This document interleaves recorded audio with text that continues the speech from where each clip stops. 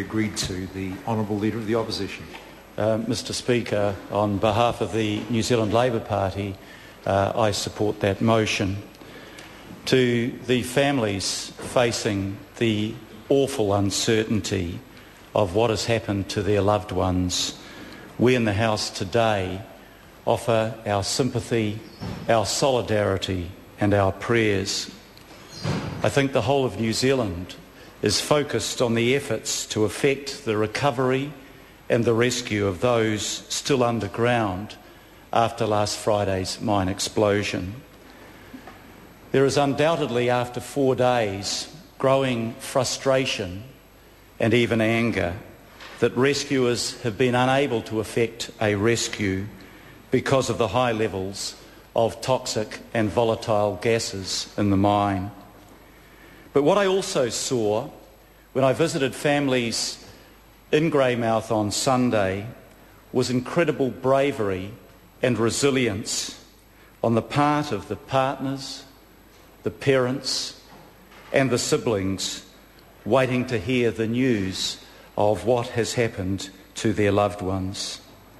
I pay tribute to their courage as they seek to balance hope that the rescue might be successful with the awful reality of what the potential consequences might be. The families that I spoke to wanted to express their gratitude to the community which had gathered around them, to the flood of support that they were receiving from across New Zealand, and indeed the support that they were receiving from other countries around the world which were offering their help. I also want to acknowledge the commitment of those who are trying to achieve the recovery of the miners and helping in other ways.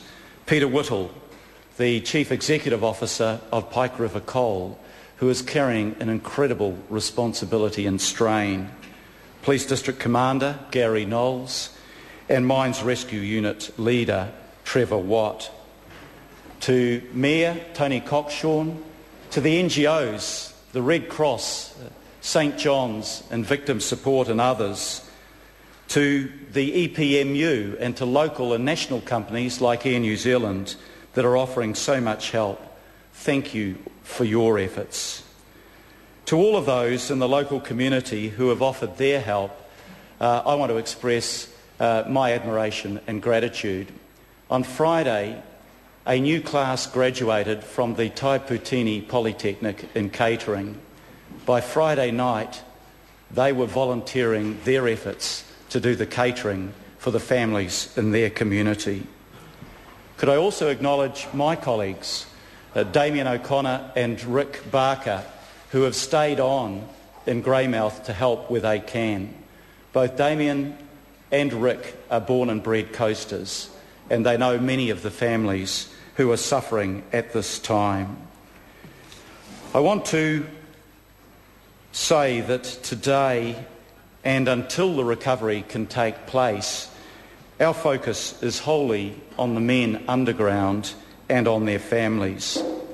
But when this phase is over, there will need to be a high-level inquiry to determine what happened and why, and what we can do to prevent a disaster like this ever happening again. With 21st century technology and safety standards, a disaster like this simply should not happen. On behalf of the Labour Party, which was born in the mines and the towns of the West Coast, we offer our love and our support for all of those families who just want to know what has happened to their loved ones.